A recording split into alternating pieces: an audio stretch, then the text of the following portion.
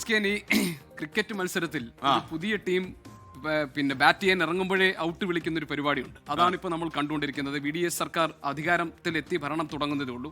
എനിക്കിതിൽ ഏറ്റവും വലിയ വിയോജിപ്പ് ഈ രത്തൻ യു കേൽക്കർ എന്ന ചീഫ് ഇലക്ടറൽ ഓഫീസറിനെ മുഖ്യമന്ത്രിയുടെ സെക്രട്ടറി ആക്കിയതിലെ അനൗചിത്യത്തെക്കുറിച്ച് വേണമെങ്കിൽ നമുക്ക് ചർച്ച ചെയ്യാം.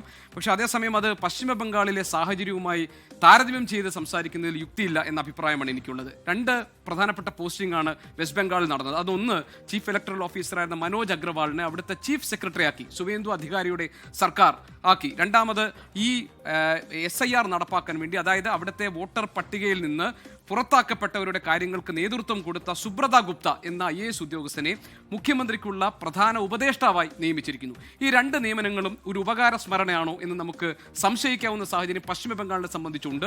അത് നേരത്തെ ഇവിടെ ഹാഷ്മി സൂചിപ്പിച്ചതുപോലെ തന്നെ 94 ലക്ഷം പേർ ഒരു വോട്ടർ പട്ടികയിൽ നിന്ന് പുറത്താക്കപ്പെടുകയും അവിടെ ഒരു അട്ടിമറി വിജയത്തിലൂടെ BJP അധികാരത്തിലെത്തുകയും ചെയ്ത ഒരു സിനാരിയോ പശ്ചിമ ബംഗാളിൽ നിൽക്കുമ്പോഴാണ് ഈ രണ്ട് പ്രധാനപ്പെട്ട തസ്തികയിൽ നിൽക്കുകയും വലിയ ആരോപണം ഉയർന്ന ഒരു വിഷയം കൈകാര്യം ചെയ്യുകയും ചെയ്ത രണ്ട് ഉത്തരവാദിത്തപ്പെട്ട മുതിർന്ന ഉദ്യോഗസ്ഥർ ഏറ്റവും പ്രധാനപ്പെട്ട സുവേന്ദു അധികാരിയുടെ പദവിയിലേക്ക് എത്തുന്നത് എന്നതിനെ ഈ തെരഞ്ഞെടുപ്പിന് തൊട്ടു പിന്നാലെ ഈ രത്തൻ യു കേൽക്കറിനെ പോലൊരു ഉദ്യോഗസ്ഥനെ സെക്രട്ടറി ആക്കിയതുമായി താരതമ്യം ചെയ്യുന്നതിൽ അനൗചിത്യമുണ്ട് എന്നാണ് എനിക്ക് ആ വിഷയത്തിൽ പറയാനുള്ളത്.